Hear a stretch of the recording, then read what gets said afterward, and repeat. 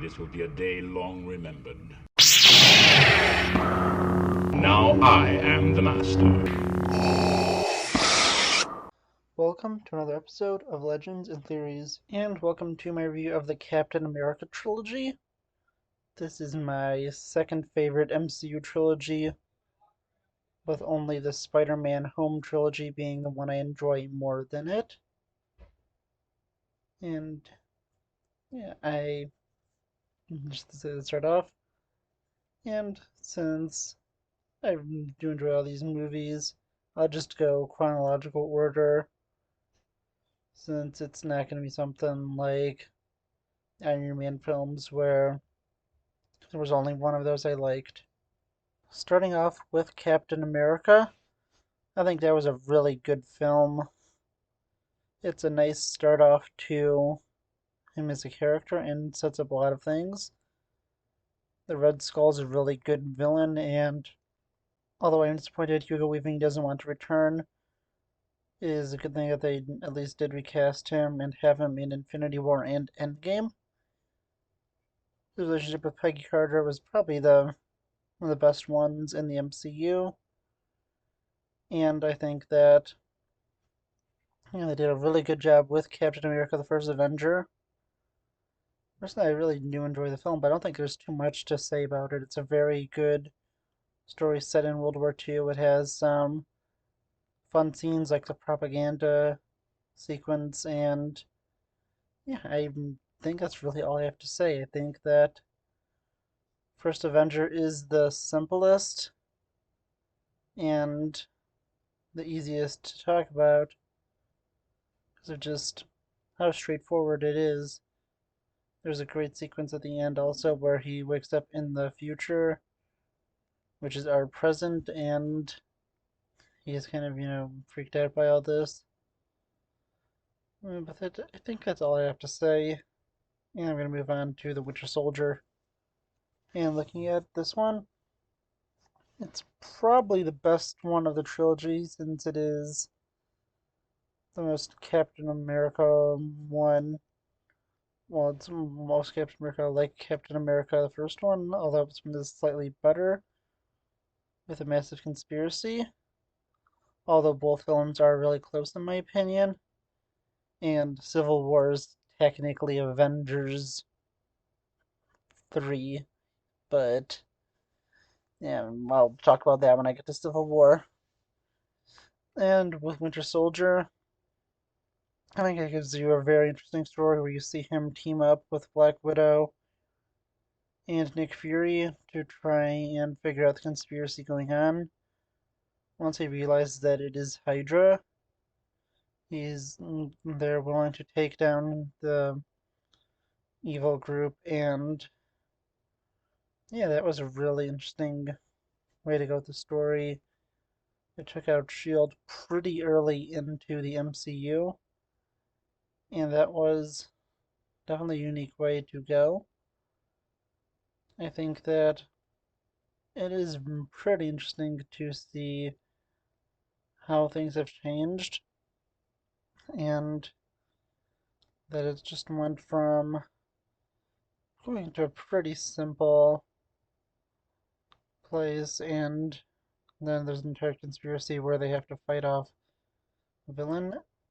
And at the time, since I was not as much of a big Marvel Comics fan, I did not know about the Winter Soldier twist and was not really looking online.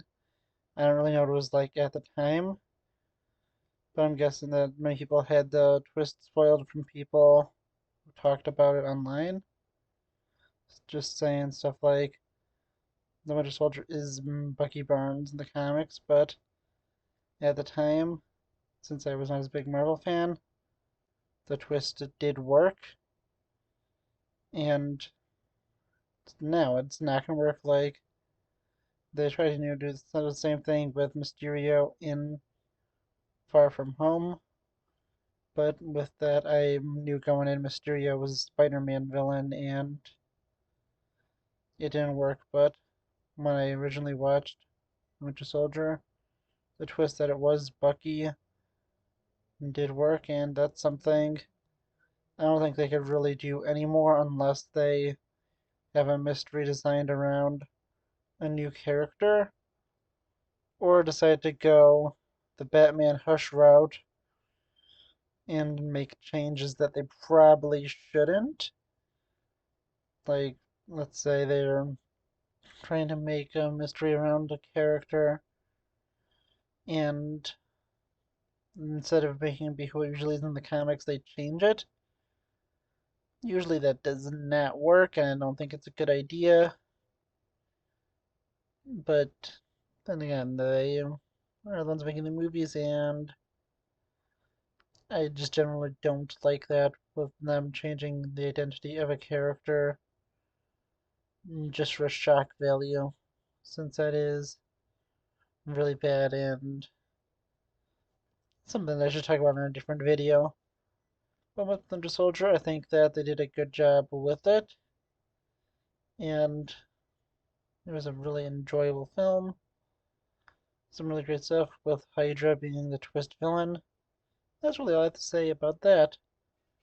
Finally, moving on to Civil War, or what's really, depending on how you look at it, Avengers 3 or Avengers 2.5, just depending on how you want to define it, because it's hardly a Captain America movie, although he does take a major role in it. Iron Man also takes a major role, and this is about the conflict between the two, and it introduces a lot of new characters. Because, yeah, realistically, this is basically Avengers 2.5 with all the characters it deals with. And with it, you get to have the Sokovia Accords, which honestly is not something that makes sense. It made sense in the comic books. I read the Civil War comic storyline, I think even before I ever saw the movie. And with it, the reason it made so much sense was with it, they went and covered these storylines, and it was based on the fact that a lot of rogue superheroes were going off, and they caused a lot of unnecessary death and destruction, including the destruction of a small town that led to the deaths of many because some superheroes are trying to make a reality TV show. And yeah, with that, I definitely think that that was a really justified way, and in the Civil War comics, it was a lot more neutral because I was leaning a little bit more towards Team Iron Man in the comics, although they did do some morally questionable things. I think that they were more in the right than Captain America because it was pretty bad things happening with superheroes not being contained and registered. But on the other hand, in this, they make you think that the Sokovia Accords are initially wrong.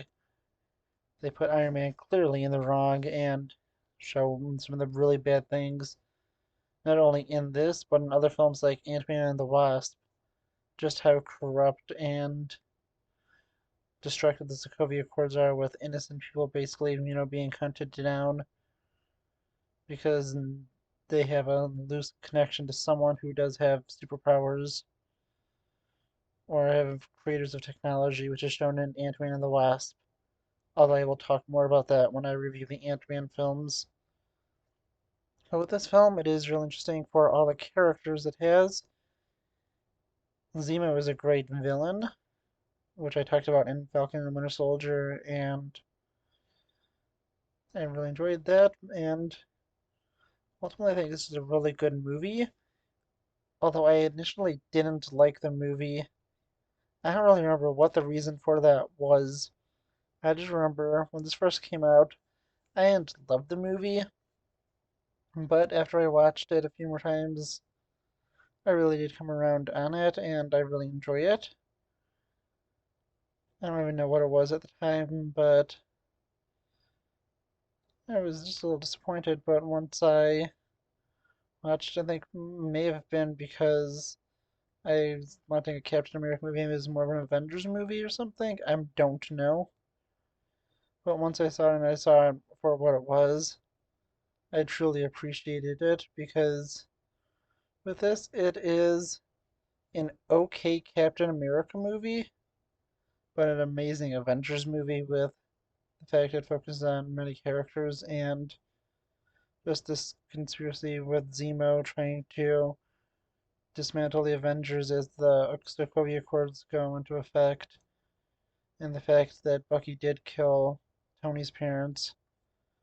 But yeah, honestly, I really enjoyed this. I think they did a great job, and I want to know what you think. Let me know in the comments, and I'll see you all in the next episode of Legends and Theories. Thank you for watching this episode of Legends and Theories. Please subscribe, like the video, share the video, leave a comment, check out the video on screen, and may the Force be with you.